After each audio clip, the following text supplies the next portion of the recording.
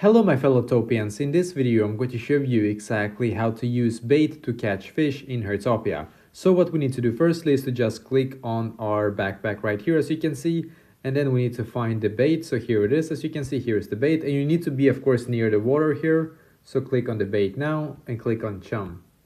So basically what will happen now is that a lot of fishes will just spawn randomly or come closer. And now when they have done so, click on your like backpack here, I think it is, and then click on, or sorry, click on your fishing rod here.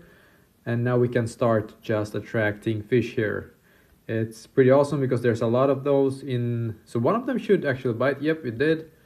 Just going to roll one of them in real quick here. Oh, this one almost got away. Got him.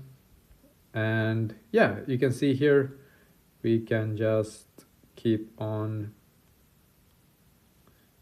fishing for those right here, as you can see. But yeah, basically that is exactly how to actually use bait to catch fish in Heartopia.